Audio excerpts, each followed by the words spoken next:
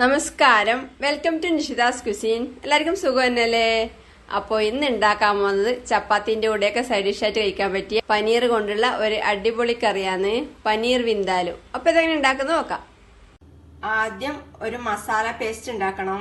ഇത് ഒരു 6 പിരിയൽ മുളക് നല്ല ചൂടുള്ള വെള്ളം ഒഴിച്ച് അരമണിക്കൂർ കുതിർത്ത് വെച്ചതാണ്. നമുക്ക് അധികം സ്പൈസി വേണ്ടാത്തതുകൊണ്ട് ഇതിന്റെ കുരുവൊക്കെ കുറച്ച് മാറ്റിയിട്ടുണ്ട്. ഇത് അരച്ചെടുക്കാൻ വേണ്ടി ഇതിന്റെ മുളക് മാത്രം അടുത്തൊരു മിക്സിയുടെ ജാറിലേക്ക് ഇടാം.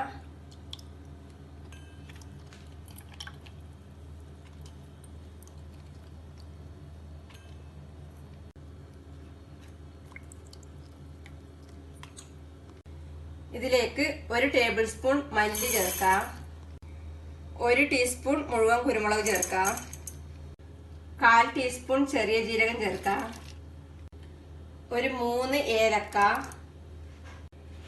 3 ഗ്രാമ്പൂ, ഒരു ചെറിയ കഷ്ണം കറുവപ്പട്ട, 1/4 ടീസ്പൂൺ കടുക്, ഒരു 2 നുള്ള് ഉലുവപ്പൊടിയാണ്.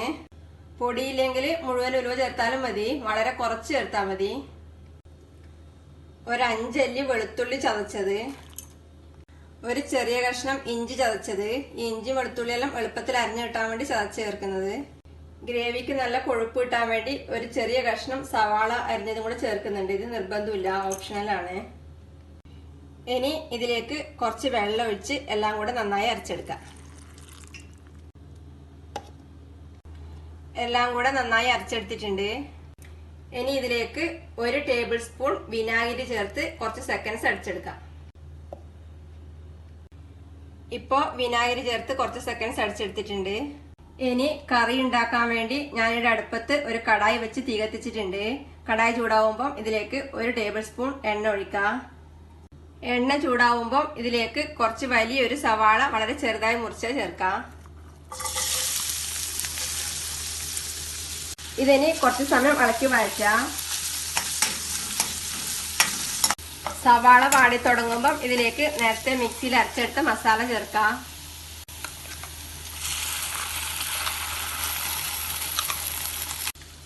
ഇതിലേക്ക് 1/4 ടീസ്പൂൺ മഞ്ഞൾപ്പൊടിയും കൂടെ ചേർത്ത് 1-2 മിനിറ്റ് ഇളക്കി വഴറ്റാം.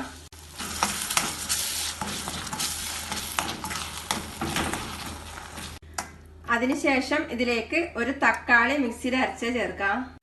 ഇത് നേരത്തെ മസാല അരച്ച് അതേ ജാറിൽ അരച്ചത്, അതുകൊണ്ടാണ് കുറച്ചധികം കളറ്. കുറച്ച് മിക്സിയുടെ ജാറ് കഴുകിയ വെള്ളം കൂടെ ചേർക്കാം. ഇതിന് 1 മിനിറ്റ് ഇളക്കി വഴറ്റാം.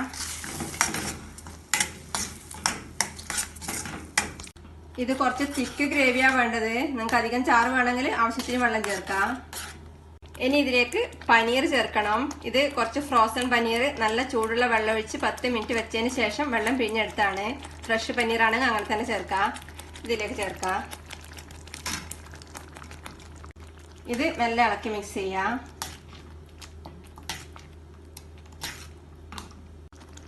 ആവശ്യത്തിന് ഉപ്പ് ചേർത്ത് ഇളക്കി മിക്സ് ചെയ്യാം. ഇതിന്റെ ടേസ്റ്റ് ബാലൻസ് ചെയ്യാൻ വേണ്ടി 1/2 ടീസ്പൂൺ പഞ്ചസാരയോ കുറച്ച് ശർക്കരയോ ചേർത്ത് മിക്സ് ചെയ്യാം. ഞാൻ പഞ്ചസാര ചേർത്തിട്ടുള്ളത്. ഇതിന് അടച്ചു വെച്ച് തീ കുറച്ച് ഒരു 5 മിനിറ്റ് തിളപ്പിക്കാം. ഇപ്പോ അടച്ചു വെച്ച് 5 മിനിറ്റ് കഴിഞ്ഞിട്ടുണ്ട്. നല്ല അടിപൊളി ടേസ്റ്റിൽ പനീർ വിന്താലു റെഡിയാണ്. ഇനി തീ ഓഫ് ചെയ്ത് ഒരു ബൗളിലേക്ക് സെർവ് ചെയ്യാം. കാണുമ്പോൾ നല്ല ടേസ്റ്റ് വന്നില്ലേ? കഴിക്കാൻ നല്ല ടേസ്റ്റാണ്. ദോശേൻ്റെ കൂടെയും ചപ്പാത്തിൻ്റെ കൂടെയും റൊട്ടീൻ്റെ കൂടെയും ഒക്കെ നല്ല കോമ്പിനേഷനാണ്. ഫ്രൈഡ് റൈസോ വൈറ്റ് റൈസിൻ്റെ എല്ലാം കൂടെ നല്ല കോമ്പിനേഷനാണ്. കുറച്ച് മല്ലിയിലിട്ട് ഡെക്കറേറ്റ് ചെയ്യാം. ഉണ്ടാക്കി നോക്കുക. അഭിപ്രായങ്ങളും നിർദ്ദേശങ്ങളും അറിയിക്കുക. സബ്സ്ക്രൈബ് ചെയ്യുക, സപ്പോർട്ട് ചെയ്യുക. Thank you.